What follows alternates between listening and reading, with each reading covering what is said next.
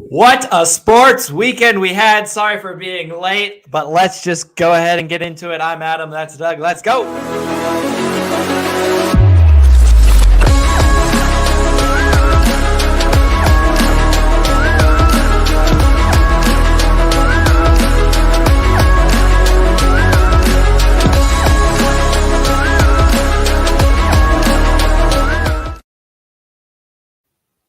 All right, welcome back to the webcast, All Sports One Web. Today is Tuesday, so that is NFL. We are going through our NFL picks. We cracked the top 300,000 on the ESPN rankings. We are going for top spot across the board. Let's go. Go ahead, make your account on ESPN.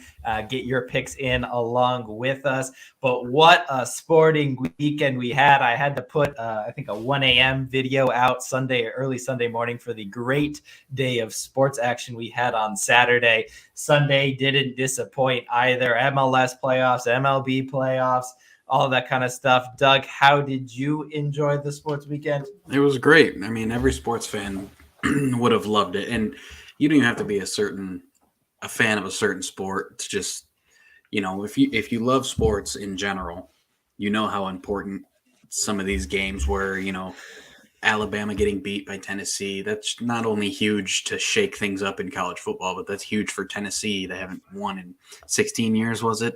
Like that type of stuff is just, that's awesome to see. And it looked like they won. It looked like they won the national championship, taking down goalposts and everybody rushing the field. And it's pretty cool. Yeah, absolutely incredible. I wrote down some notes here. Just to recap Saturday, if you missed it, I'm just going to go and give you the quick summary. We had a drone invasion. A drone invaded the MLB field there for a little bit, put the game on hold. We had an inside the park home run, an 18-inning ALDS finished by 1 run, 1-0 game there. Great pitching matchup. A game-winning field goal late in college football, a walk-off single in the bottom of the 9th to cap off a great 3-run comeback in a different game. All these in different games, by the way.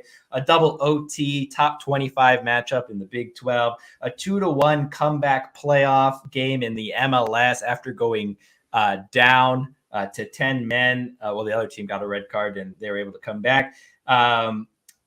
2 different stadiums. There was the field was stormed. 1 goalpost ended up in a river. Yes, carried out of the stadium and thrown into a river. And the Dodgers became the first team joining the 2001 Mariners to be the only 2 teams to win over 110 games in MLB season and not make the World Series.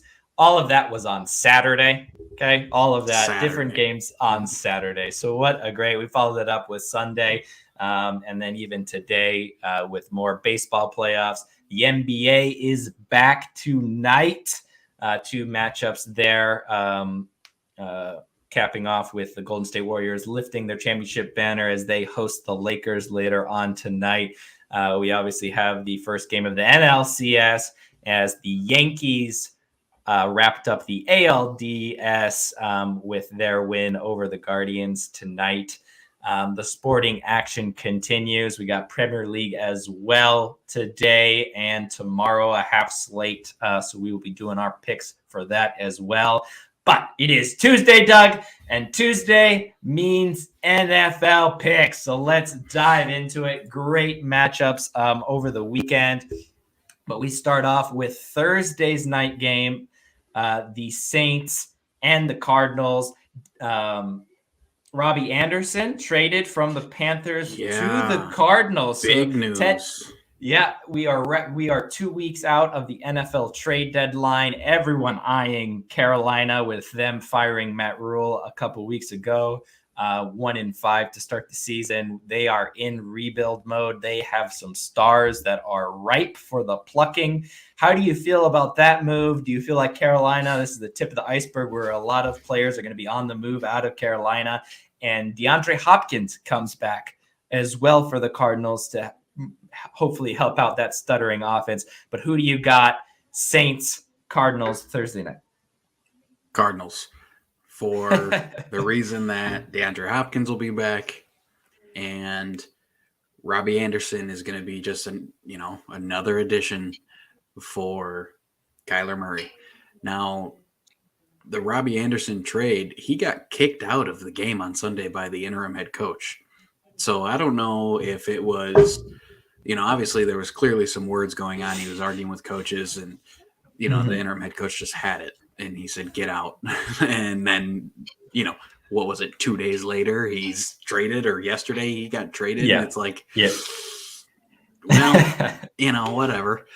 Yeah. But yeah, I think that Carolina's they're going to have a lot of people. Even if they don't have a lot of people get traded, they're going to have a lot of buzz around their team for the next few weeks about trade talks. Oh, yeah. I mean, I'm just so intrigued to see if Christian McCaffrey ends up somewhere else. I don't know where he could go. I'm trying to think of maybe a playoff team. I mean, anyone could use him. He's Christian McCaffrey, but like a really good fit. Could you imagine him joining up there in Baltimore, maybe? Kenyon Drake coming on last week. J.K. Dobbins obviously coming back from an ACL, but you add Christian McCaffrey to that running attack. They just also, the Ravens, we'll get to this, I guess, they picked up Deshaun Jackson today nice. To kind of try and add a deep threat. But maybe a team like that where the defense is going to be good, their running attack is already good, but they can add that extra weapon in Christian McCaffrey. That could be something special. Yeah, I think he would be a good fit for the 49ers. 49ers, there we go. That's a perfect fit. The Rams. Yeah. The Rams as well. Yeah. Those to me are even the Cardinals too. Really, those to me are top spots for him. Yeah. Well, they got James Conner at Arizona. He seems to be fitting in pretty well there. But I think San Francisco, just put the guy in California.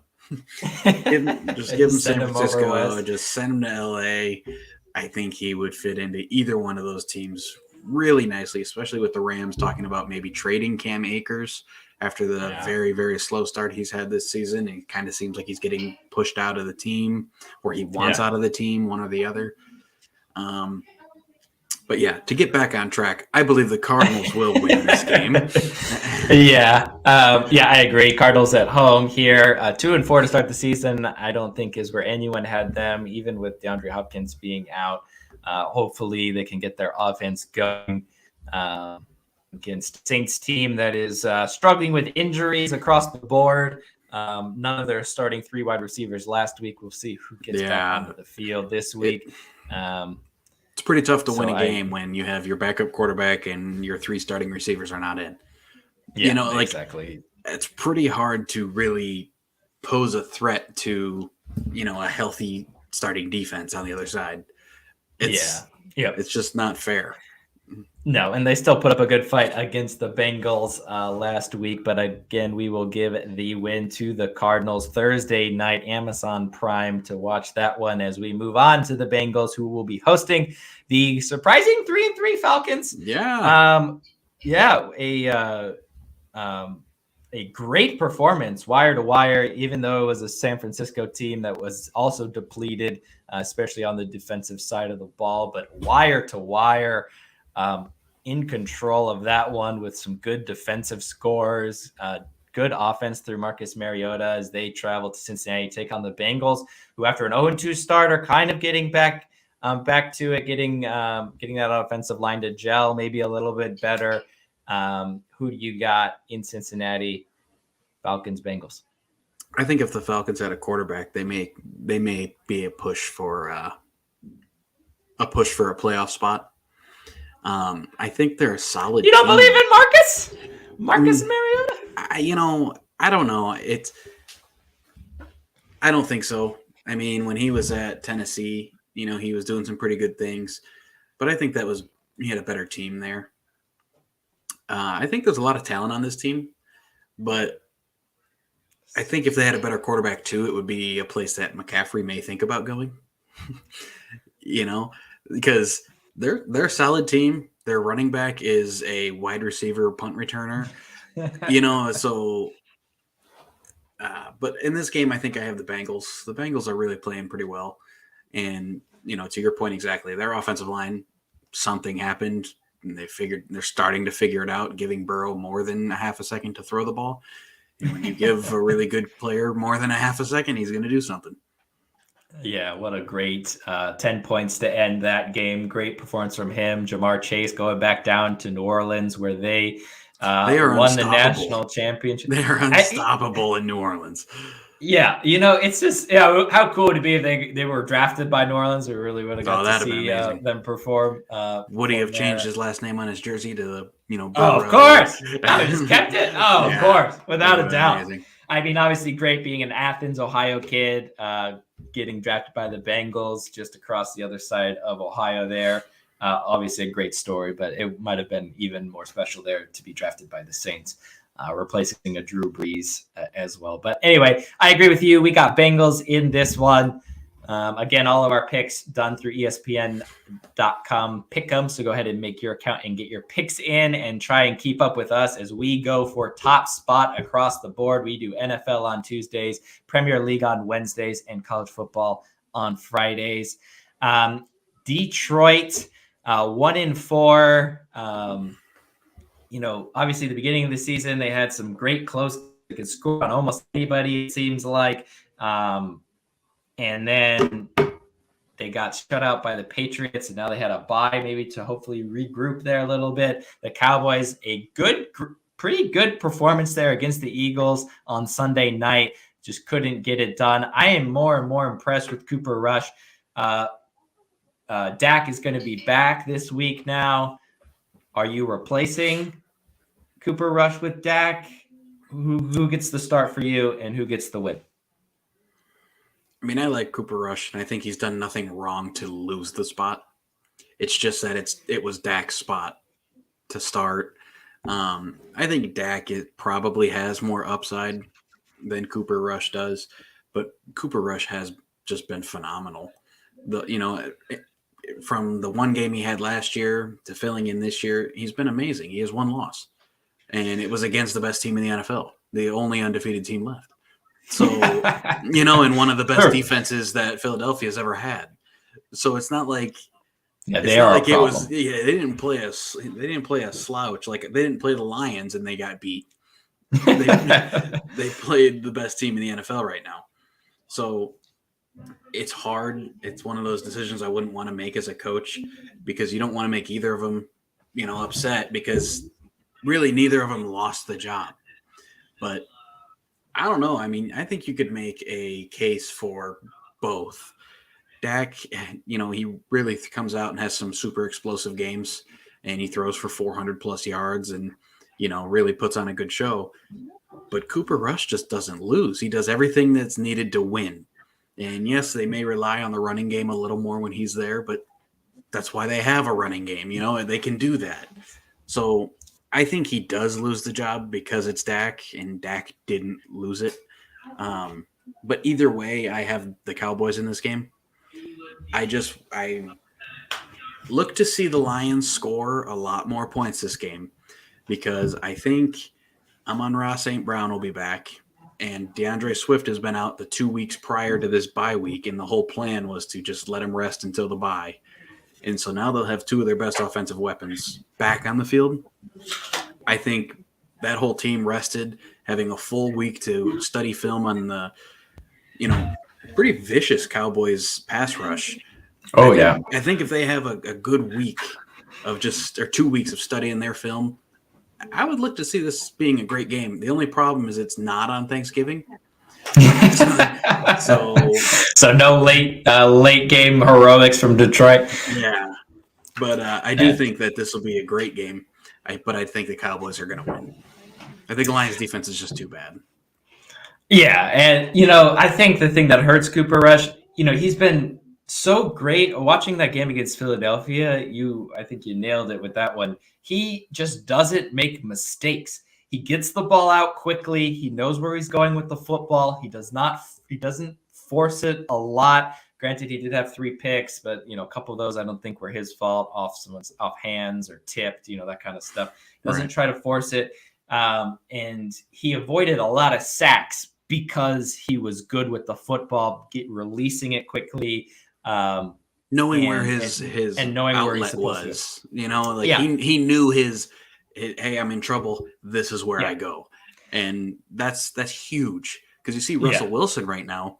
He's not in the rhythm of it, so he No, doesn't really have that. He has you know, he doesn't even get through his progression. He just no. kind of finds that dump receiver, you know, or Mhm. you know, a little dump off pass when he really has time and some open receivers. He's just not getting to them because he doesn't feel comfortable.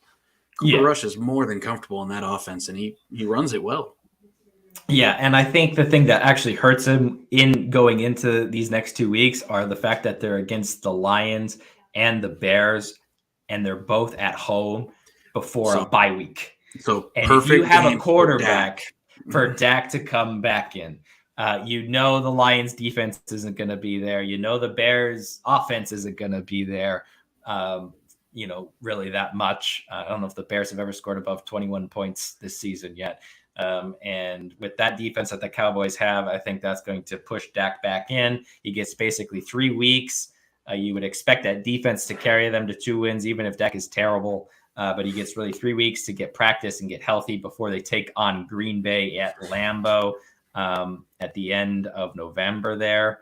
And so for me, I agree. I got the Cowboys to win at home, whether Cooper Rush or Dak starts, but I think Dak will get the nod. You know, you bring up a good Barring a point setback. though. If they play the Bears next week, they have Yeah. less of a chance of putting up big points on them, and you know, not really needing an explosive offense. So maybe they do keep Dak out because their offense has been running pretty well with Cooper Rush. In case they do need to score 30 points, you know, maybe they kind of just keep going this way with Cooper Rush just to keep it going. And then they give Dak just one game before the bye. You know, okay, let's see how it goes. And then, you know, take your rest and then get back into it for the rest of the season. You know, maybe I can see that happening. I doubt it. If Dak's healthy, he's going to play. But, you know, if he's questionable, I don't think they would push it for this one. Because the Lions defense is pretty bad. You know, Yeah. they know that anybody, I could probably quarterback the Cowboys and we could still put up 30. I would just throw 5-yard passes all day to CeeDee Lamb and let him run. And let him run, Yeah, and then just hand it off. We're good. Yeah. But yeah, you bring up a good point. Maybe with that, I think maybe we could see one more week of Cooper Rush. I don't. Yeah. It all depends on if Dak is 100%. If he's 95, I bet you he doesn't play. He may get a few snaps here and there just to kind of get into it, but I doubt it.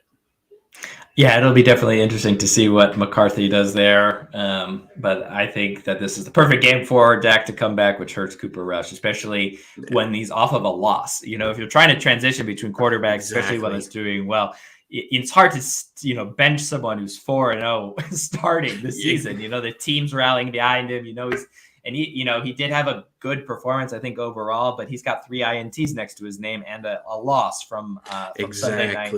And it's not like they just played the best team. If they didn't have that, if they didn't lose last week and he somehow pulled out a win, it's not like they played terribly or anything. To me, and I think you're on the same page. How do you sit him? Yeah, you know what I mean. But since he lost, and Dak's coming back, it was just a perfect storm for him to lose the job. The Lions. Yeah. And I agree with you with the injury thing. If it was like a lower leg injury or maybe a collarbone shoulder, you know, where like hits, like the number of hits is what you're trying to avoid. But I think with a thumb injury, it's more of a practice and the grip. So if that's going to be more of a practice thing, especially if he's going to be playing with any sort of thumb brace there, I believe it's the bone extending into the thumb, or maybe it's the right index finger, one of those. I think it was his thumb. His thumb, yeah. Maybe from hitting the helmet, right? I think so, yeah. Yeah. So looked like it hurt.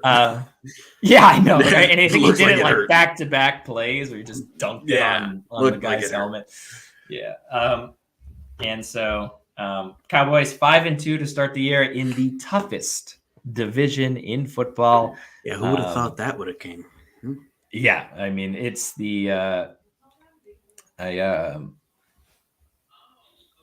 it's the only. Oh wow, yeah. Sorry, I had some trivia questions, but I will skip those for now. as we move on to the Colts and the Titans who rebounded from 0-2 start off the season on a bye last week, get things right. The Colts with a really gritty game last week, being able to pull it out there at the end against the Jaguars there at home in Indianapolis. They traveled to Tennessee for this one. It's not a super tough division, but they really kill each other. They kill each other. They're just killing each other. Yeah. Houston shouldn't have. Houston and Colts, they tie. It's just. And I feel like they only play each other. Like, is this the only division that plays each other? I feel like the Jaguars have played Houston and the Colts 7 times already. It seems like it. I don't know. So you got in this one, Colts Titans. I think the Colts offense has been pretty bad, and I think that Mike Vrabel will have that defense ready for anything that the Colts offense has to throw at them, especially on a full week, a full bye week to get ready for them. And it's already not a very complex offense to figure out because it seems like everybody has so far. I think Tennessee, with Derrick Henry being off a week, I think there's no shot that they stop Tennessee in this game. Yeah, Tennessee being at home, I agree with you. Michael Pittman, watching that game, every time I flipped to it, it seemed like Michael Pittman, 10 yards, Michael Pittman, 10 yards. And I was like, he ended up 13 receptions, 134 yards. So it's basically what happened. Was the whole game. And Matt Ryan had 14 completions, 13 of them to Michael Pittman. Yeah, exactly. And so I think you're right. A week off to prepare for that, I think, isn't that big of a stretch. And I got the Titans strengthening their control over the AFC South there, trying to get back into the playoff picture, even though it is early. A team that is slightly falling out of the playoff picture is the Green Bay Packers with 2 consecutive losses to the state of New York / New Jersey, whatever you want to call the Meadowlands, whoever you want to get credit to that to, as they travel now on the road to Washington, who sit on 2-4. Coming off of a Thursday night win away to the Bears, which these poor Thursday night games. Yeah, what a game, huh? I don't know that they've been very great. I feel bad for Amazon signing up for these ones, but they paid gazillion dollars, to get the worst matchups of all time. Thursday night history. The NFL got over on them pretty hard on that one. Oh, for sure. But this one could be kind of a important game here, with Washington being the only team under 500 in their division, and the Packers watching the Vikings kind of start to sail away in their division. Kind of a big one if you want to kind of stay in the hunt there. It seems like, even though we're only in week 7, who do you got? Packers Commanders. This is a huge game for Washington. It's not like their season. It's not like they're going to make the playoffs with their team. It doesn't seem like, but this is a huge game just to upset the Packers and just to, for their confidence and just to build some momentum. They're not a bad team. They don't have a great defense. Carson Wentz is a decent quarterback. They have a couple good running backs and they have some good receivers. They're not a terrible team by any means. They haven't figured it out this year so far, but the Packers are showing how desperately they just should not have drafted Bryce Love. They should have drafted Aaron Rodgers, a wide receiver. Because they did it. Alan Lazardi's great. Great wide receiver. And I think he's a number 1. But now you have, 35-year-old Randall Cobb coming back. And don't get me wrong, he looks like a former, like his former self. But he's just not there. He's not as young as he used to be. He really needs somebody else. And I think that Aaron Rodgers should be screaming for DJ Moore from the Carolina Panthers. I just think he should have been screaming for Robbie Anderson too. At this point, he should have been screaming for Deshaun Jackson. It doesn't matter. He needs weapons. They got rid of Amon-Ra St. Brown, and he, you saw what he did in the first 2 weeks with the Lions. I mean, it's not like he was a terrible player. It just, he didn't fit in that system. I'm not sure. but they need to find somebody. When they had Jordy Nelson and Devontae Adams, Aaron Rodgers won MVP after MVP, and they were winning, NFC championships, and they were going places. He doesn't have the wide receivers. They're not winning games. Yeah, well, I mean, St. Brown going from one Hall of Fame quarterback to another in Jared Goff. So, Randall Cobb, too, I believe, carted off late in that game. The Packers have only scored 12 points in their last 6 quarters of football. They need help everywhere. The only thing Aaron Rodgers seems to be shouting with the rumors are that he's going to be retiring at the end of the season, and maybe that is just because he would rather retire than throw the football without who he believes is a number 1 wide receiver. Did you make a pick here, Washington Packers? It's going to be Packers. It's going to be Packers. They rebound. It's going to be Packers. I agree. I think they will rebound. I think they need help. Yeah, I agree. They definitely need help. And if they can just get anything going, Alan Lazard, I think has been, his production has been going up a little bit, but can you rely on him? I mean, if I played the Packers, my game plan would be double team Alan Lazard and sit in the box. Yeah, put 7 players in the box. I mean, beat me with somebody else. If Aaron Jones starts running up and down the field, then okay, we'll start figuring it out or whatever. But that's all I would do. You make somebody else on that team beat you, because who's it going to be? I don't even know who their other receivers are. Yeah, they've proven that nobody can. I mean, that's it. Like, if you block them, that's it. That's all they got. 2 consecutive losses to the Giants and the Jets, both who are doing well this year, but only scoring 12 points in 6 quarters. You're not producing anything. Not good. So, and it's not like they have out of this world defenses either. It's not like they played the Eagles and they're struggling, but they're playing Washington. They're going to get lucky this week, I think, with having a team that's struggling. They really need to do something with some sort of trade. They need to give up some picks. They need to do something. Yeah, especially with Aaron Rodgers winding down his career, especially that this is his last go at it. You're going to have to sell out to make the most out of this year, especially with a 3-3 start. Team that also is happy to get a team struggling is the Tampa Bay Bucks, as they take on Carolina in Carolina. 97% pick Tampa Bay to bounce back from a surprising loss there in Pittsburgh, but Pittsburgh really showed up. They played a great game. Especially Trubisky coming in after an injury there in Pittsburgh late in that game, getting a touchdown. The defense showed up and showed out without TJ Watt for Pittsburgh's first win since he got hurt. And are you agreeing, though, with this one, with all the things we said about Carolina trying to trade away all their players before the trade deadline, that Tampa Bay will go in there and get a win? And I agree with you on that. Honestly, I think beware of the tank already for Carolina. They're going to start jumping ship, and rightfully so. They should.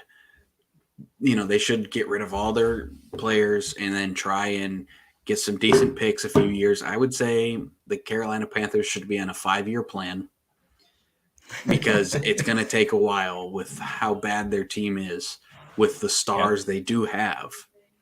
They are really bad. I mean, they've shown it. They're 1-5, and that's with all the best players they have. So here's a question for you. You're Bryce Young, you're CJ Stroud. Obviously, you're focusing on this season with all the stuff that's been going on as we approach, we're past the midpoint now as we head down the home stretch in college football.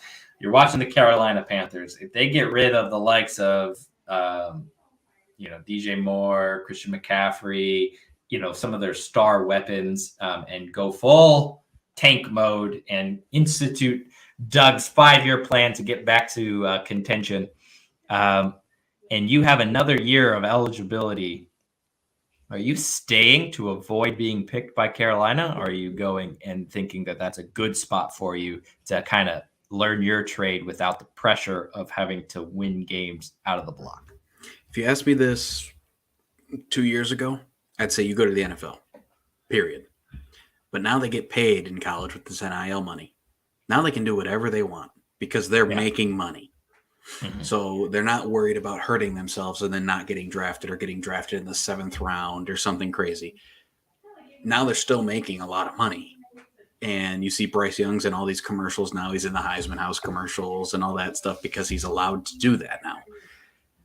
So if Alabama were to not win the championship and he's like, you know what, I want to give it one more ride. I want to win the championship. Sure, he can do that. And that's really nobody would kind of bat an eye at it because A, he's going to miss out on having to play for the Panthers. And B, he still gets another year to progress under Nick Saban, maybe win a championship, but he's still making probably $1 million a year. So it's not like he's not getting anything out of it anymore. Like that's how it used to be. Now, yeah, but I would still probably go because football careers are getting shorter and shorter. And I would like the challenge. And with all the people that they're going to get rid of, they're not going to trade for players. They're going to trade for picks. And I wouldn't mind being part of that type of rebuild where it's not like you're the missing piece and you're everything. It's, all right, guys, let's bring in some of the best players that I competed against in college. Let's all come together and let's really try and change this organization around. I would like that, but not everybody's like that. And if he's making a lot of money in college, you might as well just do one more year. I would see it either way. I would personally go. Yeah, and we see who your number 1 overall pick is, as you kicked every other quarterback out of the conversation and just talked about Bryce Young. So C.J. Stroud and Hendon Hooker have a problem with that. So we will see who is the first one taken off the board, but I agree. For me personally, I think that some of these quarterbacks are coming out a little too early, and I think they need the NFL is an interesting thing. It's not like basketball where you can be the star instantly and you really change the franchise where they're just going to dump everything into you and you yourself based on your progression can take the team and you can kind of really put that onto your shoulders. In the NFL, I feel like, especially at the quarterback position, you need pieces to succeed. And getting drafted number 1 means that you are a good player, but you most likely will have no players around you because the team did terrible last year. Yeah. And so I mean, as good as Patrick Mahomes and Tom Brady were, Patrick Mahomes drafted 10th, Tom Brady obviously in the 6th round to a Patriots team that, was making the playoffs with Bledsoe before that anyway. So, I mean, I don't know, but so I think it just helps anyway. And so, I would hope they stay. I think that if he were to get the Panthers would be stupid to put him in right away. Whoever they draft, they should, if they have Sam Darnold, they have Baker, they have somebody else. I would go out and get Jacoby Brissett. I would get somebody like that. A Teddy Bridgewater. I would bring them in. You can be our starting quarterback and lose, go 4-13 and whatever. But what happened with Patrick Mahomes? He sat behind Alex Smith. What happened with Aaron Rodgers? He sat behind Brett Favre. What happened with Tom Brady? He sat behind Bledsoe. Now, you're going to have your not one-offs, but you're going to have your Peyton Mannings who came in and started. But he also set Peyton Manning set the rookie record for most interceptions in a season that he's hoping that people break. So exactly. Yeah. So he was just one of those rare athletes that could come through it. He could persevere through all of that. But it's proven that, and that's why they drafted Bryce Love. They wanted him to do what Rodgers did with Favre under Aaron Rodgers. Yeah. But that takes a certain type of player too, because he has to wait his turn.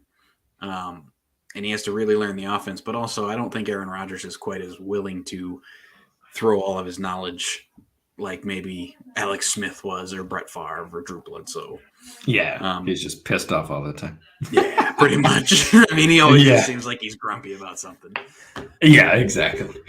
2 teams that are hoping that their draft picks of a couple years ago are going to be that dude for them. Danny Dimes at 5-1 led a great comeback Well, really the defense helped out a lot, but going 19 for 26 last week against the Ravens, with New York going to 5-1, and Jacksonville with Trevor Lawrence. A good start to the season, despite them being 2-4. I think the performances have been there, especially from Trevor Lawrence. That backfield is kind of getting together as well. The wide receivers, Christian Kirk, getting more integrated into that offense. But do you think the Jaguars have what it takes in Jacksonville to stop the Giants at 5-1? For all of the reasons that you had just mentioned, I think the Jaguars can win this game. Wow. Okay. It's at home. Yep. They have a lot of weapons. They really do. That backfield, they have 2 or 3 running backs that seem to be scoring every week. It's one of them, and they have some pretty solid wide receivers. And yeah, I like them. I think they can make it. I think they can make it happen. Yeah, I mean, Hasty coming into the game, being that that third one that you said that you talked about, great performance from him, and then they got obviously Etienne and Robinson, all of them breaking for big runs there last week. And I agree with you. I like Jacksonville in this one. The Giants, I love their style and the way they're playing. They are just never give up, never die, just keep going, believe in what they're doing. And Saquon Barkley, obviously. Yeah, give the ball to Saquon. Exactly. And it's been this is why we love sports, for these kinds of stories. And I hate picking against them. I do too. But I love agree. Brian DeBoll, or however he's pronounced. He's awesome. Coach of the year. He's just playing. He's doing great things with this team. He's really turning them around. And it, like you said, they're playing hard. They're playing different, than they used to, and it's good to see. Yeah, it's great to watch, and they just go for it. And against Jacksonville, in that AFC South, that just seems to always play some gritty games, always close. And I think Jacksonville at home will edge it. I got Jacksonville in this one. As we turn to the Browns, who got thumped by the Patriots. They traveled to Baltimore, where Baltimore just seemed to give up late leads. The Browns give up late leads. The Ravens give up late leads. Who's not going to give it up? This is the game of who can close worse. Like neither team can close out games. So who's going to give it up? They're going to tie. I genuinely believe this is going to be a tie, because neither of them wants to win. Yeah. I mean, that is absolutely incredible. The end of that game with the back-to-back fumbles there for Baltimore to lose up 10 with 13 minutes left in the fourth quarter. That's almost a shut case for a Baltimore defense. They could be 6-0. And the Browns could be 5-1, because last week's performance was terrible. But before that, they were basically in almost every game. Couple things, couple closeouts. It could be 5-1. We could be the top matchup in football this week, but instead we're just trying to find a right now. Yeah, there's maybe a total of 10 minutes of game time has changed these two teams from being arguably the best in the league to being meh. I mean, fun right now. Yeah. I mean, how either of these teams don't have a winning record is beyond me. It's insane. And a big reason why the Jets do have a winning record is because of both of these teams. Are you going with the 93% that say that the Ravens will pile on to the Browns' misfortune here and I think push so. them to 2-5? I think that they're just a better team overall. I mean, I really like the Browns. I like the way they're playing, but I think you have to go with Baltimore in this one. I think Jacoby Brissett is starting to show why he's not a starting quarterback. It's sad because I love Jacoby Brissett. I think he's awesome, and he's just a stand-up guy. But he's not. He can't take them to that next level, and he clearly can't help them finish out games. Nick Chubb is doing everything he can. They give him the ball 25 times a game. He runs for at least 100 yards and a touchdown. There's only so much that one running back can do. Yeah. I hate saying it. I'd love to see the Browns win this game, but I just don't think they can. I just don't think they can. I'm excited to see Deshaun Jackson obviously joining the practice squad, so we'll see what game time, if any, he gets this weekend. Part of that Ravens offense, trying to add a deep threat down the field for them. That'll be interesting to see. Lamar Jackson, a MVP to start the season, definitely in the conversation. Last couple of weeks, kind of faltering, especially late, loose with the football. Definitely a reason why some of those fumbles, carrying it not as secure as you would want to see. I'll see him. I'm thinking he's going to go off in this game personally, at home, a division rival against the Browns. It's going to be tough. Myles Garrett, now the sack leader in the history of the Cleveland Browns. So congratulations to him for that. But I got the there's Ravens. More to come for that. Oh yeah, maybe not this week against the fastest quarterback in history, but eventually. Yeah, eventually. Yeah. As we move on to the Broncos and the Jets. Russell Wilson yesterday in LA to take on the Chargers started off 10 for 10, 100 and some yards, and a touchdown. A great start, only to follow that up to go 2 for 15 or something like that. And in an overtime where we got 3 consecutive 3-and-outs. Neither team really could get the ball going. Maybe a little bit of a credit to both the defenses. A big credit to the Jets defense. Sauce Gardner walking out of that stadium in Lambeau with a cheese hat on after his performance as the Jets go into Lambeau and take a win from the Packers. Can they now travel to another of your 3 hardest stadiums to play in, go to Mile High and take down the Broncos? I think they can. I mean, I don't think anybody's stopping the Jets right now with how high they're flying.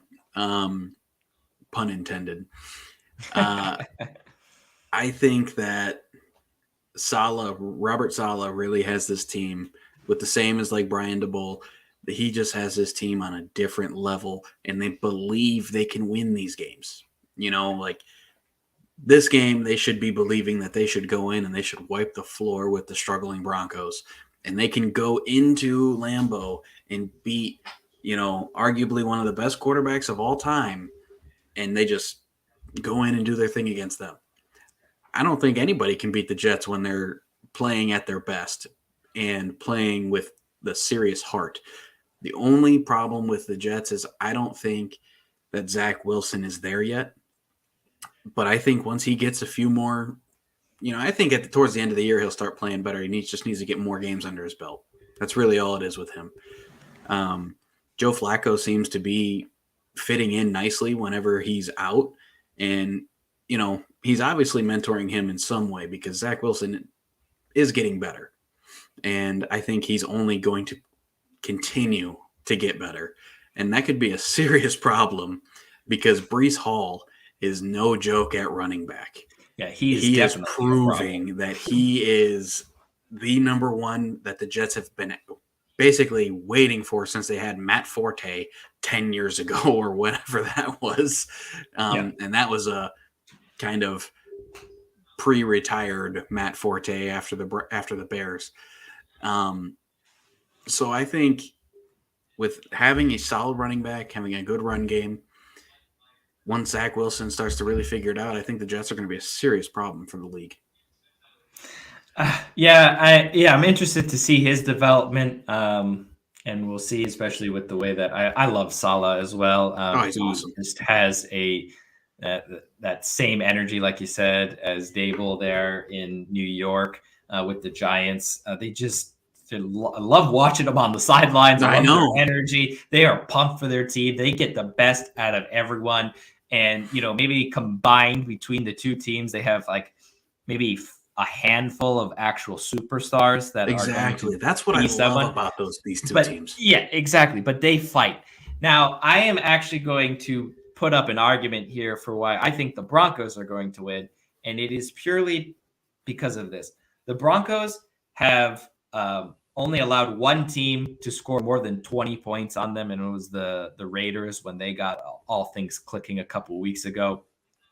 And the Jets have not won a game they've scored under 20 points in. So if you can hold them, you can beat them. And I think in Denver, especially after that Monday night loss, when you like have trouble with starting a car and it goes da, da, da, da, da, da, and it goes like you can hear it like it's about to go, and then sometimes it'll about to go, and then it'll shut off. Denver was like that on Monday, really this season. And it's like they're going to go, their offense is going to go, and then you think it's going to go last night in the first quarter when Russell Wilson was dishing it out, 11 different targets, 11 for 11 to start this game, a touchdown. It looks like they were doing well, and then they died again. And I think at home, they're going to start figuring it out a little bit. I think that defense is going to keep this game close and low scoring, especially with Zach Wilson traveling to that crowd for the first time. That's going to be, a different experience for him. And so I actually got Denver in a very close, low-scoring game in this one. Oh, I think it's going to be a great game. Yeah. Regardless of who wins. So I'm good with picking Denver, and I'm on the boat of it has to work eventually for Denver. At some point, Russell's going to come out and be MVP Russell, Hall of Fame Russell, and it hasn't happened yet. And I've seen these pictures on Facebook where he's looking one way and there's a wide open receiver just throwing his hands in the air like, hello. They have weapons. He's going to start finding those guys because he's going to watch film. This guy says, I've heard him say he takes one day off a year and it's Christmas. He does at Thanksgiving, doesn't matter. That dude gets up in the morning and he works. And there's no way you're going to keep him out of the film room until he figures out this team. And what he's missing and what needs to click. I think that they will eventually make it work. It just hasn't happened yet. And I agree. It could happen against the Jets. Yeah, I think so, especially when that division that we thought was the best in football, at least record-wise, is coming kind of back to the pack. As we move on to the next one, the Raiders 1-4 as they host Houston. So Denver's going to, they're right there in a mix. They win this upcoming weekend. I mean, they're right there. They're only 2 games back of first place after their arguably terrible offensive start. They can only get better from there, and they could be right back in the thick of things. Even Las Vegas, who currently sit at 1-4, maybe surprisingly, but a couple of close games for them as they come off of their bye week and host Houston. Who do you got in this one? The Raiders do not deserve to be 1-4. They are much better than that. They've had, a lot of really close games. I got the Raiders winning by a lot in this one. I think at home, this is when they start to bounce back. They played extremely tough 2 weeks ago, and kind of probably unfortunate to lose out there on Monday night to the Chiefs a couple weeks ago. Come on. I don't know about that. All right. But definitely a great game there, 30-29 2 weeks ago, as they will take on the Houston Texans, both off a bye week last week. So I agree with you, though. I got Las Vegas in that one. The Chargers 4-2 after a win Monday night put them atop the division with Kansas City. And they take on Seattle and that high-powered offense. But can the Chargers or can the Seahawks defend enough to keep the Chargers from winning this one in LA? I don't think so. Austin Eckler is on a different level right now. He is on a different planet. Or maybe he was on a different planet and now he came back to Earth and now he's going to start scoring for the Chargers. And when he scores a touchdown, they don't lose. So, I mean, so you got him scoring. That shows. There you go. Scores a touchdown, they don't lose. So, well, at least this year. There you go.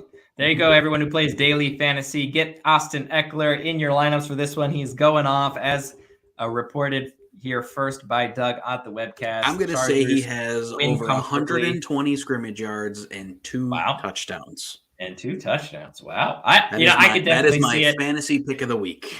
Fantasy Austin Eckler to go off. I mean, that's not a stretch most weeks, especially when you're playing Seattle at home here. Definitely going to lean Chargers to take the win as well in this one. As we move on to the Chiefs and the 49ers. 49ers obviously defensive injuries everywhere, but we know how good they can be. And when they are all healthy and Jimmy G at the helm, will San Francisco have enough to bounce back and keep the Chiefs under wraps after we saw a great game on Sunday from the Bills and the Chiefs? But I need to go a couple days before that to an episode here on the webcast, a debate that we had between the Chiefs and the Bills. And what was it that you said? What was Chiefs it that would you win. said? Oh, that's what it was. We did lean that way. We did get it wrong this one, but I think Chiefs will take this one. How are you feeling about that game against the Bills? And then give me your pick in this one. Well, my pick is the Chiefs, and it's because we played the Bill. That was such a good game. It could have went either way, honestly. It was so close the entire game. I mean, it was fantastic. I watched it from start to finish, and it was awesome. I mean, that was how you expect the two of the best teams in the NFL to play against each other. Basically your AFC Championship game. That's what everybody's predicting. It's one of those teams are going to the Super Bowl. I agree. I think if it's not us, it's going to be them. It just shows how good Travis Kelce is, because they're the best team in the league against tight ends. And Travis Kelce went off for like eight receptions and over 100 yards and a touchdown or something. It was like he can't be stopped. And honestly, when he's on, if nobody can stop him and Patrick Mahomes is finding him, it's really hard to beat us. I still think we need a run game. I don't think we ran the ball enough or effective enough in that game. But yeah, the Chiefs, after that loss, they played really well. It was just unfortunate. We were trying to drive at the end of the game. Patrick Mahomes kind of had a pump fake because somebody was in his face, and it let Von Miller.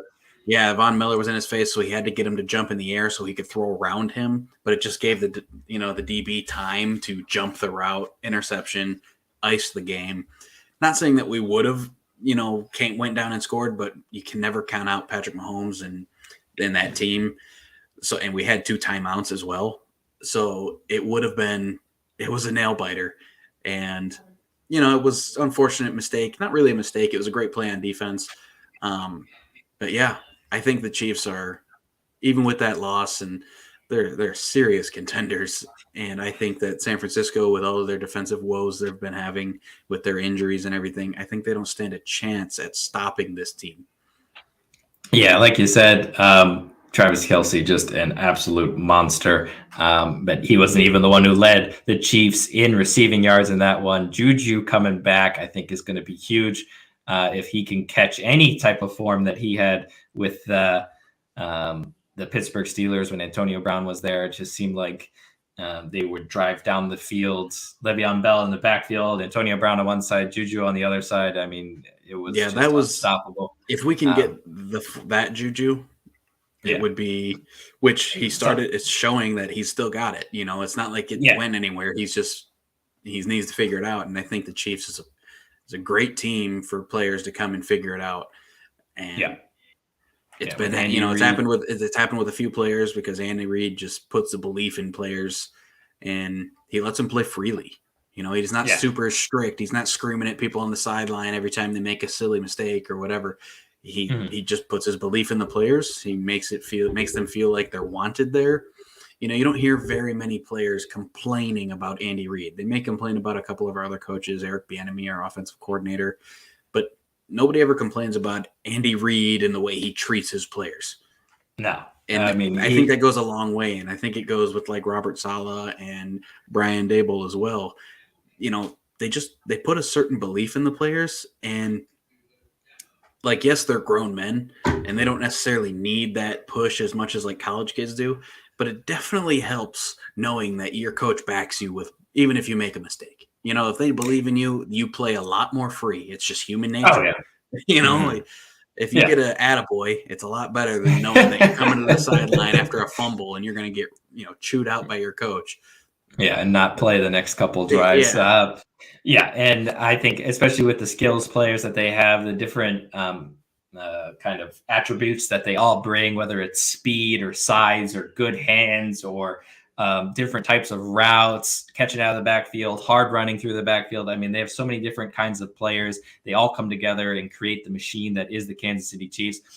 They just happen to run into a team that has now only allowed 14 points in the second half of let me rephrase that. They've only allowed 2 touchdowns in the second half of all of their games to start the season in the Buffalo Bills, which is absolutely incredible. That's insanity. Talk about that's another coach that's fantastic, by the way. But that just shows a coach that goes into halftime and makes adjustments.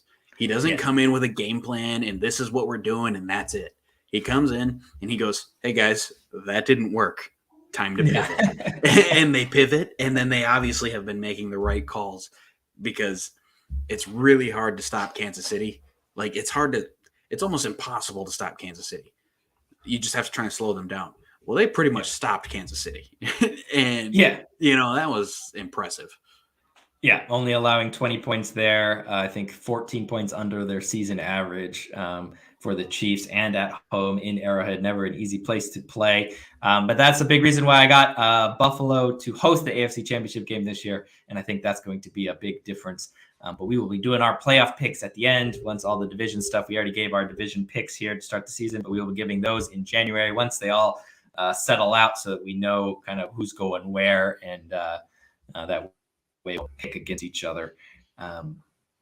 Just we got to see how that works out. But 2 teams that maybe to start the year we were maybe more favored to the Dolphins, but maybe too soon for them.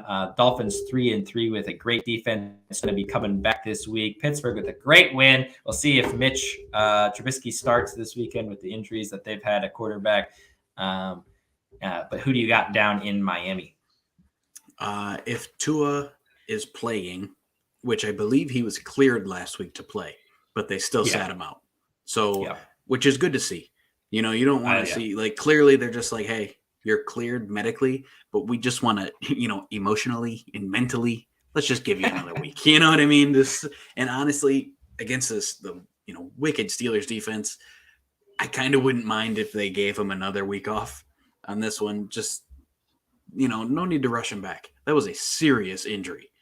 And honestly, I wouldn't bat an eye if he said he thinks he's going to retire. I'd say, you know what? I understand, because that's a serious head injury, that's nothing to mess with. It's not like he broke his arm and it can be, that's a head injury. So those go downhill quick. Yeah. And just scary stuff, but I think he'll probably play because he was cleared last week. And if Tua plays, I think the Dolphins will win. They're a different team when he plays. He's a good quarterback. Yeah, for me personally, I got the Dolphins winning this one either way. What Pittsburgh did last week was absolutely incredible. They finally adjusted to TJ Watt being out, getting that defense situated, being able to put pressure, especially on Tampa Bay. We know their offensive line is usually up there with one of the best, especially when healthy. And so I got the Dolphins in this one just because I think that's too much for Pittsburgh to go down into Miami with either Tua or Teddy and compete with the speed of Tyreek Hill and Jalen Waddle. Too much weapons to try and contain the entire game, especially with the Dolphins trying at one point were atop the AFC, now find themselves at 3-3, need to bounce back there at home. As we move on to Monday night, the 2-4 Bears with 10 days off going into this one as they played Thursday night last week, traveling to New England where Zappy cannot be stopped. Zappy can't be talk beat. About who's Cooper Rush? Move aside. No kidding.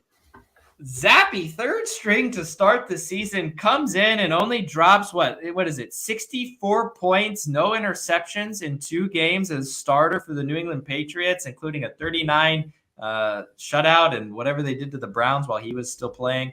Maybe it's even more points, 78 points, whatever it is. They just, what happened? I don't know. I'll tell you, the Zappy effect. Devontae Parker is no longer injured. And when he came back, Zappy just said, where's Devontae?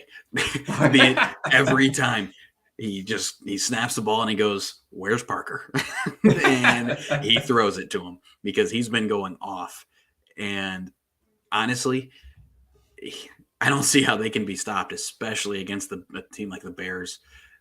The Patriots defense is too good for the Bears to score 9 points this game. And Zappy and Parker are just light running it up. Stevenson, the running back, phenomenal. he's been amazing. Yeah. There's no stopping the Patriots offense right now. And I definitely not by the Bears. Yeah, I think this, especially at home, I think is going to be too much there as the Patriots return home after beating the Browns there up in Cleveland, especially under the lights. Bailey Zappi's first under the lights game as starting quarterback. So here we go. And I agree with you. We got the Patriots taking that one. So there's all 14 picks there from us at the webcast for NFL. As we crack the top 300,000 here, we are pushing for top spot across the board. We currently sit at 262, 46-32 record here. And we are trying to move up the rankings. Go ahead and make your picks and get them in. Now, we are All Sports One Web here at the webcast, and Tuesdays is always about the NFL, but we have Premier League action midweek, condensed schedule because of the World Cup coming up in November. They got to get all of these games in. So we have a good number of games. We had 2 today, which were fantastic. Crystal Palace battling back to get the 2-1 win over Wolves, who started very strong there. Diego Costa coming in up top has been fantastic. Palace got Zaha, and he gets the winner there in the 70th minute to take that one. I'm a huge fan of Eberechi Eze, by the way. He was hurt almost all of last season, but he came in this season. He was hurt the first few games as well.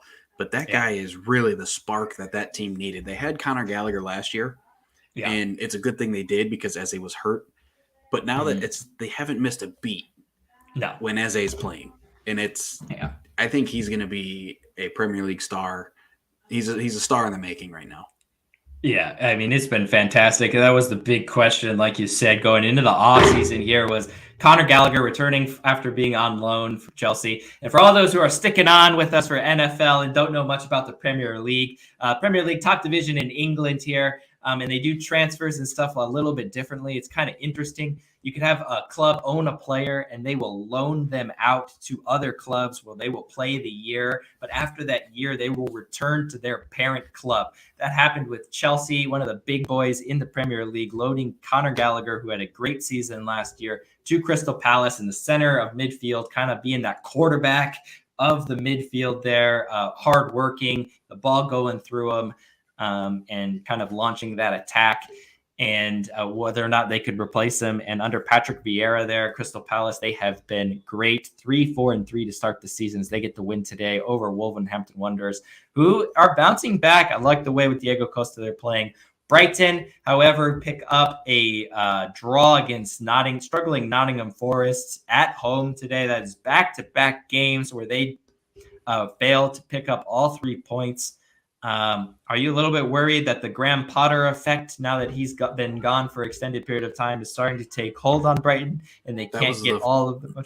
Yeah, that was the first thing that I thought of was, maybe it was Graham Potter. Maybe it wasn't just the whole organization. Maybe Graham Potter really was the glue keeping that team together. And he was the man behind the scenes, really dialing in that team each week. I'm not saying that their new coach is bad, but all I'm saying is we're not talking about him to be coaching the next best team and, next team in England to lose a coach. So I think Graham Potter really, really is the real deal. And it actually makes me happy to see, not happy for Brighton, obviously, but it makes me happy to know that, Chelsea made a good move by hiring him. Not obviously a good move by sacking Tuchel. But it's too soon. We don't want to talk about it. Yes, that's what I thought. But they made a good move in their replacement choice. Yeah. Yeah, and so for those again who are tuning in here late in the show, we did the NFL picks, which is Tuesday night, 7 p.m. We always do our NFL picks, but we do have games tomorrow, Wednesday, midday in the Premier League due to the condensed schedule. So we are tacking on extra content for you here at the webcast.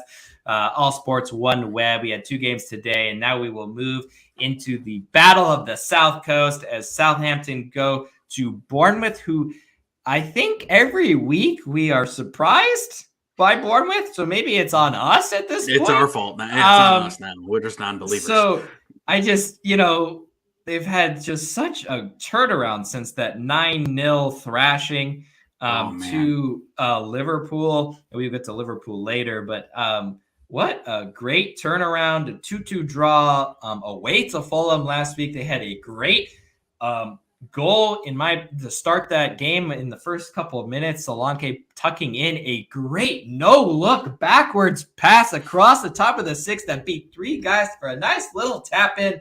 Go back and watch those highlights if you haven't seen them, but a great start to that one. Back and forth, 2-2 draw. And now I think they are undefeated in their last, 4 or 5 games? 5 games. They haven't lost in something. 5 games, and now they're at home to Southampton. Are you going Bournemouth to pick up a point? I'm going Bournemouth to win this game. So win it. Take all 3. All right. I don't know what's going on with them, but they're figuring something out. I mean, yeah. I don't think they're going to go, I don't think they're going to host Chelsea and beat Chelsea or anything. But I think that, when they play Wolves, or they play Leicester, they play Southampton, Leeds, they have You just named all the teams they've played in their last 4 games. I know, but that's what I'm saying.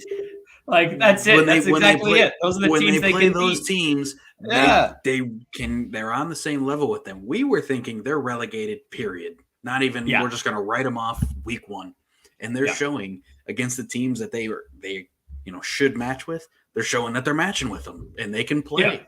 Yeah. And it's, hey, more power to them. I've always liked Bournemouth, but I just didn't think they had the power, the strength to do it. And they're showing that they do. Yeah, and that's exactly it. I mean, you nailed it with that one. I mean, my biggest concern was where are all these goals going to come from? Solanke, can he do it in the Premier League? Well, I guess so, because he's starting to get on the score sheet. And they are not scoring a lot of goals, but they're drawing 0-0. They're drawing 1-1. They're 2-1 winners. They're 1-0 winners. They're just against finding the likes a way. of Wolves, Brentford, Fulham, Leicester. The teams that we expect to be in and around them come the end of the season, and they are getting it done. I like Bournemouth at home as well to pick up all 3 points, but I do think it'll be a good one down there on the South Coast. Another, I think, good one. Graham Potter continues his unbeaten streak to start his managerial career at Chelsea as they pick up all 3 points last weekend. Can they now go to Brentford and pick up all 3 points? Or do you got something else happening? I believe they get all 3 again. I think they stay undefeated, and they will show Brentford how to play some soccer. Yeah, it's very interesting to see that Chelsea started. I saw this great comment. It was like, thankfully, Graham Potter tried the Raheem Sterling at wing back, so England didn't have to. England, obviously, with a injury after injury after injury, a team that we thought had the best group of right backs in the world now have no right backs to play for them with all of the injuries. Kyle Walker down, Trent Alexander down, Reece James now down as well. We'll see. Trippier's James not definitely up. Trippier is, they had so many right backs, they moved him to left back. So I don't even know what's going to happen now. Will he go back there? We'll see what happens. So that, I don't get why that was even an experiment, to be totally honest with you. We know Trent Alexander-Arnold can't defend. And to be totally honest with you, he almost provides more output from that position than Raheem Sterling does. So why was Sterling ever being tested as a wingback was beyond me. I was not a fan of it. No, that's stupid. I am glad that is over. We will see what formation Graham Potter that Tinkerer likes to will go with here in this one. But I am leaning with you. I can see maybe a late surge from Brentford there at home after a great performance from Ivan Toney to get back on the score sheet against Brighton last time out. What a goal from Ivan Toney as well. What a goal his as well. His first goal. Absolutely fantastic. Take a look at that one, because that is some serious skill on that. Yeah, absolutely fantastic, that one. But I think the train will continue for Graham Potter the managerial bounce is a real thing. I swear it to be true. Me too. We will, except for Brighton. Except for Brighton. But with Brighton, it's different because they didn't have that lull and then a firing and then a spark. They were up top, and then they just got the rug pulled out from underneath them. Yeah, definitely a different storyline. Yeah, for them, and still not too bad losing out to Ivan Toney, but still a great spot. Could have went 5th today with a win, but they drew to Nottingham Forest. Team that draws a lot is Newcastle. 3-8-1 on the year, 3 wins, 8 draws, and a loss. They go back to a place that I think you and I both would love to buy a plane ticket and go visit for a game. That is St. James's Park as Absolutely. They host Everton. Add them to your list. What is it? Arrowhead, Mile High, Seattle, Lambeau, St. James's Park. There you go. What an atmosphere there at Newcastle. Do you give Everton any chance to travel there up north, just across the way there, and take on Newcastle? Do you give them any chance there? No. I mean, Calvert-Lewin's, he's coming back. He played a couple minutes against Tottenham. It's just he was out with a pretty serious injury, and I don't think you can't rush that back. So he's going to take some time. I give it another month before he starts really finding his feet again. And I think Newcastle is just playing so well right now that I think they're going to get all 3 points. I don't think it'll be a draw. I think they're going to continue what they've been doing, except they're finally going to get a win instead of drawing.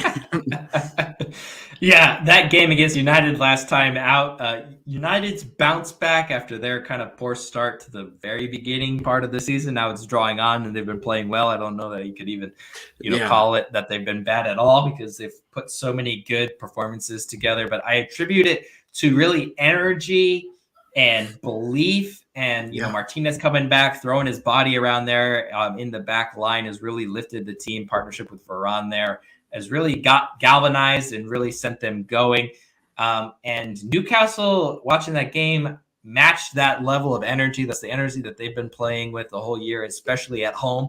And I think that's kind of what's led them to turn losses into draws, and kind of the reason why their record is what it is right now, I think, is positive because of the fact that they just play so hard, especially at home. So I agree with you. Newcastle take all 3 points there at St. James's Park and stifle what has been kind of a resurgence for Everton. Granted, they ran into United and Tottenham last 2 times out, but before that, they were definitely turning the corner. Yeah, they've been playing pretty well.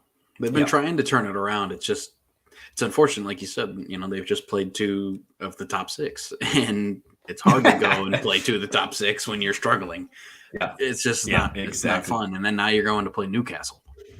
And it's that's good luck. Away, they are that's playing a tough one. With some serious belief. Yeah, that is for sure. Eddie Howe has his men playing well. And another team that may have turned the corner, Liverpool take down Manchester City on Sunday, a part of that great Sunday events that we didn't even get to talk to because we were so obsessed with Saturday. But Sunday had some great games, El Clasico as well as Liverpool Man City. Great game, back and forth, fireworks everywhere. Holland's pulled back Fabinho for a foul that led to a Man City goal. That got called back. Wow, who would have thought Anthony Taylor knew how to pull a game back for a foul? If only he learned that lesson in week 2 when Chelsea played Tottenham. But I guess he didn't.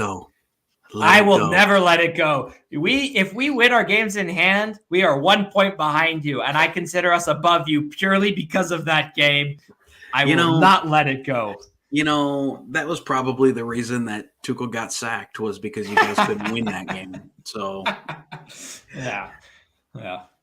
We made the mistake, I guess. Tottenham hired Conte and Taylor, and we just hired Tuchel, I guess. That was the mistake. You didn't know. That was the mistake. I didn't know you're supposed to get 2. You're supposed to get 2. You got to get Mike Dean involved. I didn't know. You didn't know. There you go. Todd Bowley didn't know. He didn't know. For those of you that don't know, Anthony Taylor and Mike Dean are referees in the Premier League.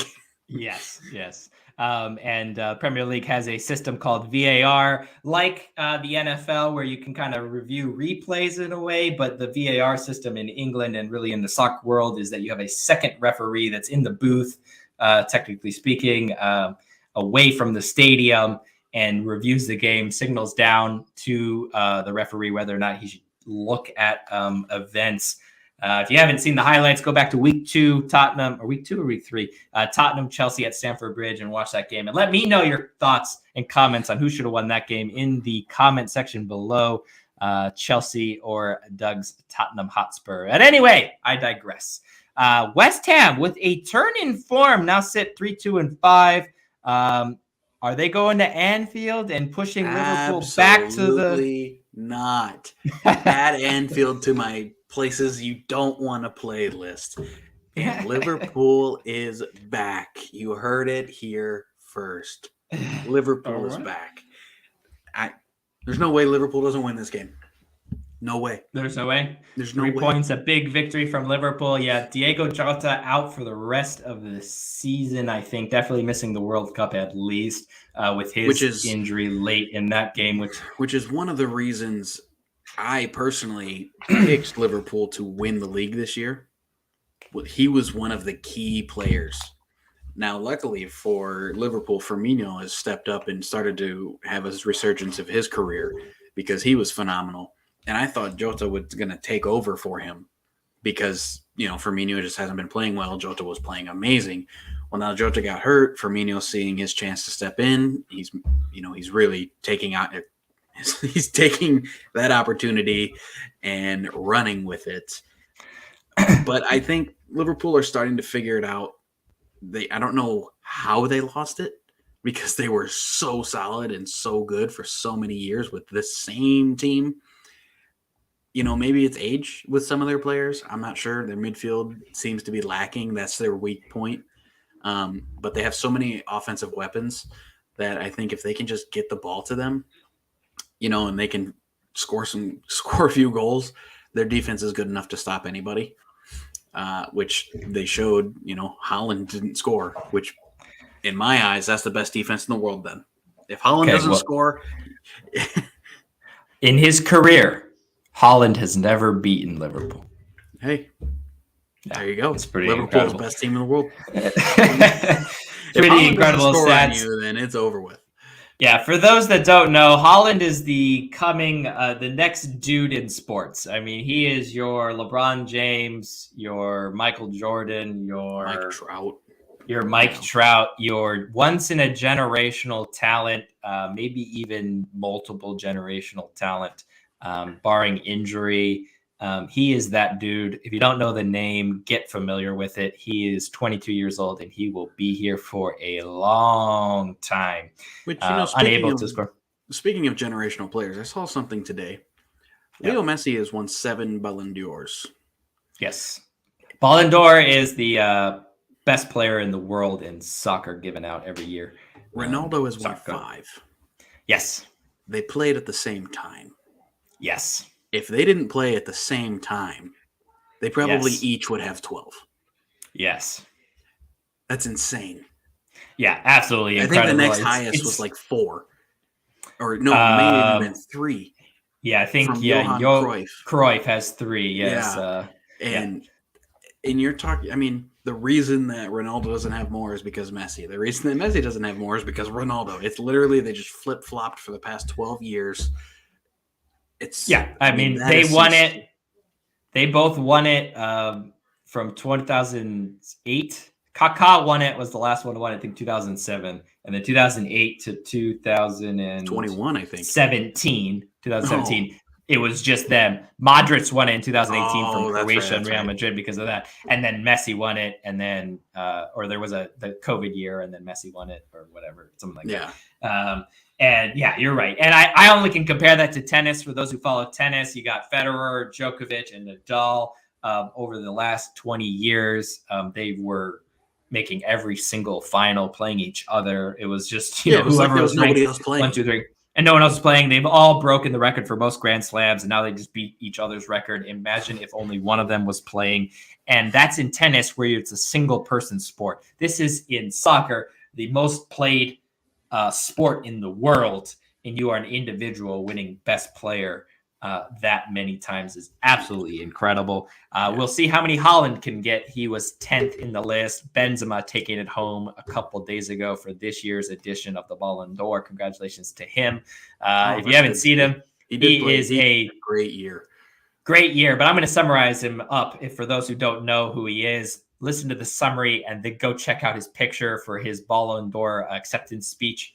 He is a 6'2", 6'3", like probably 190, 200-pound guy with a beard, French Algerian born, who is he was accused and kind of kicked off the French national team for blackmailing. Okay. And so he wasn't playing for France when they won the 2018 World Cup either. He wore a suit and glasses to this one. Go check out that picture, see if it lines up with what you thought he looked like. He looked like a film star. It was beautiful. I loved it. Absolutely fantastic. But congratulations to him. What a year he's had, as you said. But I agree with you, Liverpool, after our 17th tangent of the night. Liverpool take all 3 points at home. West Ham to kind of start turn around their season as they try to climb up the table. Two teams atop the table here. Tottenham on points with Manchester City after 10 games. Congratulations to them. Can you believe it? I know. I can't, because technically speaking, they should have two less points one less point than they do. So, but that's besides the point. As they travel to Old Trafford to take on Cristiano Ronaldo, who's gotten some game time, trying to maybe, it's back when to go on the 18th tangent of the night. It was always great when the Ballon d'Or was coming out, because whoever won it, the day after, the game after, the other one, either Messi or Ronaldo, would just like show them up, like, why didn't you pick me? I remember a year Ronaldo won it. Messi the next game scored a hat trick. I mean, absolutely fantastic. And that's no coincidence. There's no way that's just a coincidence. No, definitely not. He said, guys, pass me the ball. I'm not playing around today. Exactly. Ronaldo back in the team, starting lineup last week. We'll see if he gets the nod again at home against Tottenham, where United have been a fortress against top opposition, taking points off Arsenal and Liverpool at home this season. You got your Hotspurs going in and taking all 3 points, or especially with the stylistic differences between the two teams? I think we do take all 3 points purely because of the style we're going to play. I think that we can counter against United. And then I think that we can get tight enough and compact enough on defense that they won't score. Now, I am nervous of free kicks and corners. I am nervous about those. But I do think that, with the way we played last week, we looked like a different team. Granted, it was Everton, who hasn't been on the greatest form. But we were playing with some serious, passion, it seemed. And it was good to see. We haven't really had that for very long. Unfortunately, Richarlison went down with a serious calf injury and was, left the game on crutches. So he may miss the World Cup, which is horrible news for him, because Brazil, I believe, had him as their number one over Jesus, which is... No, I have a bone to pick with that, and I meant to mention at the Liverpool game. I totally forgot that. Thank you for reminding me. Sorry, I'm going to go off real quick here. All we've heard this season, and maybe because Arsenal's top the Premier League, so rightfully so, and with the preseason and start the season that he had, all flowers to him, the goals that he had, that crazy chip curler was magnificent in the early part of the season. He's been great, Gabriel Jesus, for Arsenal after moving over from Manchester City. He has 5 goals so far as a striker leading the line at Arsenal that has been scoring goals. Granted, he's gotten a good bag of assists. But can we talk about Roberto Firmino, who has been the starter for Brazil? The reason why they won the Copa America, not last time out, congratulations Argentina, time before that, and leading the Lions really for the last World Cup as well. coming back into the fold, scoring hat tricks against Bournemouth and just doing his thing. 6 goals in 8 games for him as he's kind of pulled Liverpool back now, as you said, that they are fully back. Why isn't he getting a shout out? He's third on the list. That is terrible. Should be first on the team sheet. And honestly, I don't know why it goes Richarlison, which blows my mind. He's not even a full-time starter for Tottenham. Kulusevski's been out. That's the reason he's been starting. He didn't take Kulusevski's spot. He got hurt. He Cooper rushed him. That's what happened. That's what happened with Kulusevski and Richarlison. And then you have Jesus. And then you have Firmino. To me, that is just mind-boggling. There's no way that Firmino should not be starting. No way. Especially with how well he plays off of the wingers. And you have Neymar. I don't know why you wouldn't start Richarlison on the right wing. Yeah, I mean, you have Neymar, Vinicius Jr. That's why. Should be getting some. So you're not going to start him on the right wing. Why doesn't he just bench him? Have him come in the 78th minute. Yeah, no. I don't get it. Yeah. They got a lot of talent there, especially up top for Brazil. But all right, sorry. So back to it. Yeah. He got injured. Yeah. But when we went to the 3-5-2, we brought on Basuma for him. And Basuma played out of his mind. He's just fantastic. We put him as the deep-lying defensive midfielder. We let Højbjerg and Bentancur kind of move a little freely. Højbjerg scores. He scored his 3rd or 4th goal this season. Almost as much as the number 9 for Arsenal. Start him for Brazil. Move country, Højbjerg. You gotta leave. What does he play? I think Denmark, Norway, one of the teams. Yeah. Send him to Brazil. He's got to have a grandparent, right? He's my player of the season for Tottenham so far. He's been playing fantastic. I don't think any player would take him out of the starting 11 right now for Tottenham with just how well he's been playing. But when we play with 3 midfielders, we play better. And I think if we play a 3-5-2, which is what we should be playing with Richarlison being hurt and Kulusevski being hurt, I think that we have a great chance to take all 3 points off of Manchester United because we are a solid team defensively and offensively with Bentancur being a little more free. I think that we have a very good chance to take all 3 points against United. Yeah, I'm really interested to see how they kind of come out of the gates on this one. Is Manchester United going to start trying to take it to Tottenham, which absolutely you love. That's what you hope to happen. That's why I think Tottenham is even tougher away from home than they are at home because of that reason. And so I'm wondering, how is it going to work? How are they going to set up? And is Tottenham going to be able to get an early goal or something like that? In which case, I think Tottenham definitely will be taking all 3 points. United, we'll see with their attack. The reason why Ronaldo's been back into the fold, they've gotten some injuries. Can Anthony stay hot on his form? If I had to choose one, I would lean draw in this one because I think that United can hold on with Tottenham kind of trying to sit back and counter. But I could be convinced of a Tottenham win as well. I think under Conte, all he knows how to do is get points, and we've seen. Well, if you are letting me know you can be convinced, then let me just tell you that Son is back on form, and Son and Kane, when they played together up top, and that's the level. Kane is the perfect striker for Conte because when the one issue you have in counterattacking is. You need speed, first of all, so check that box off, because if you don't have speed, then you're not going to be able to do it properly. 2, you need that first ball to be played to someone who can play the second ball. And most of the time, when you're sitting back so far like that, the first ball is going to go to your striker, and they need to be able to play it off to the wingers who are running. And normally that's a good thing because the striker is big, powerful, can hold the ball pretty well. But the passing aspect is usually where they lack.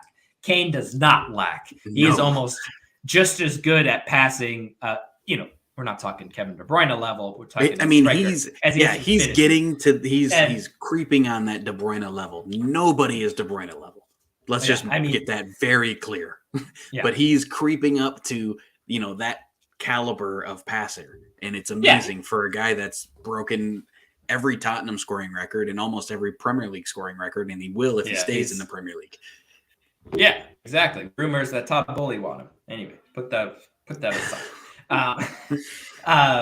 Yeah, he's kind of, for those, basketball season started tonight as well, so they're tipping off their Celtics Sixers. I think they're probably almost at halftime now. We might as well just keep this and make this a watch along at this point. I know, right? But so I Djokovic, right? Jokic, as we bring in tennis too. Why not?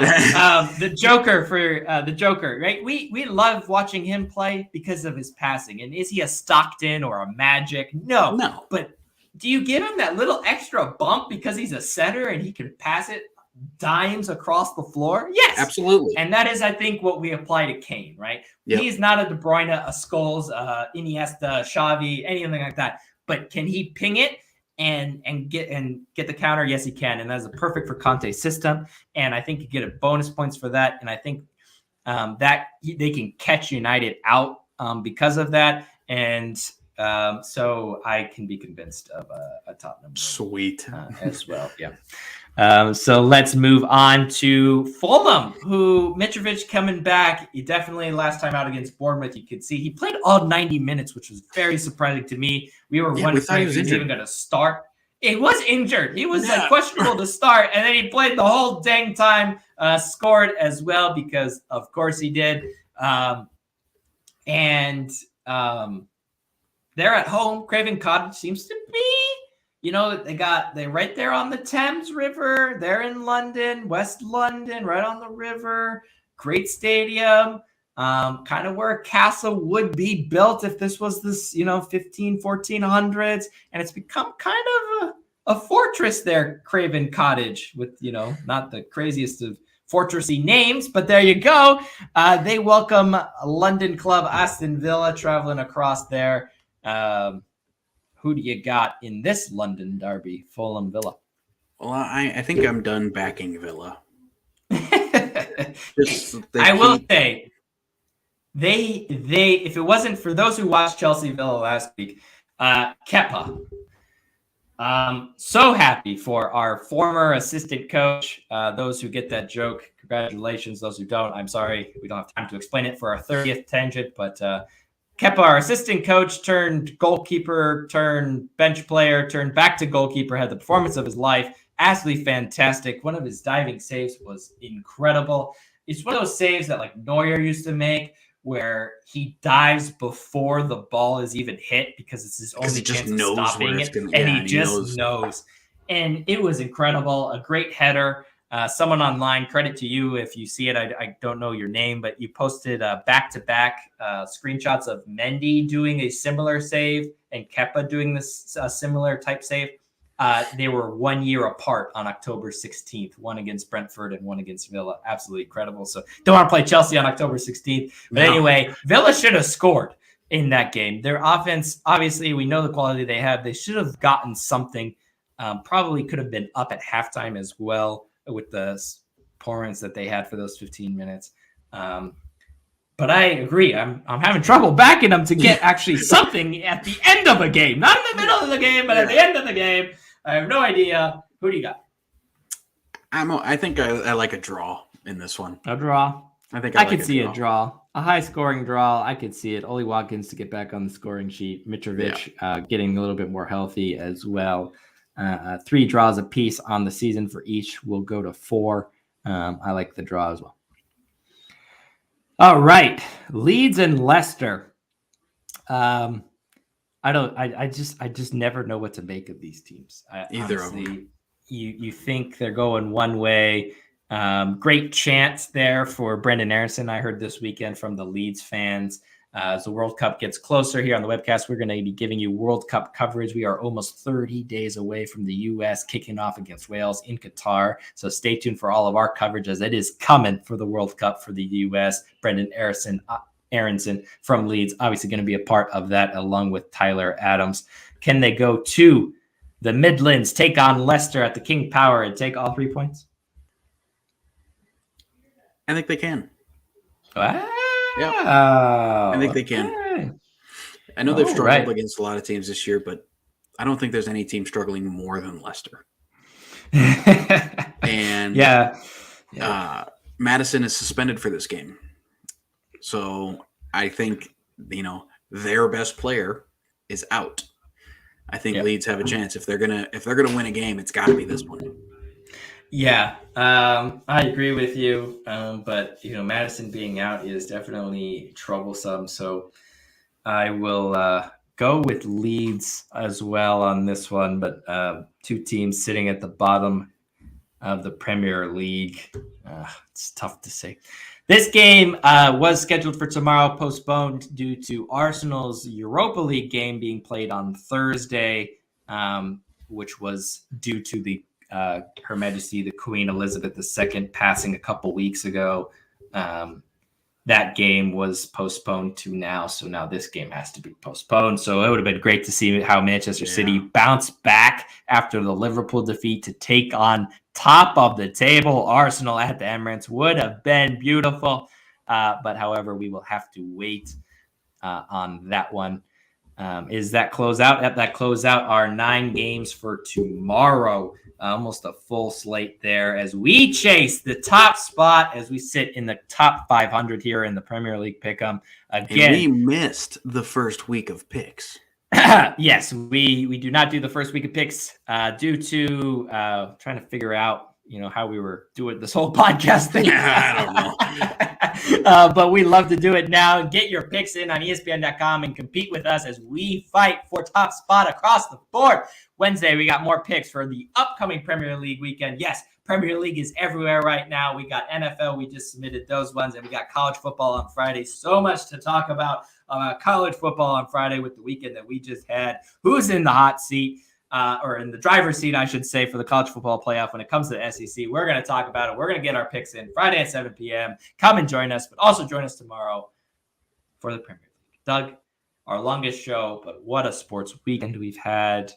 We got the NLCS going on right now. We got basketball coming back. Hockey is already in free-flowing.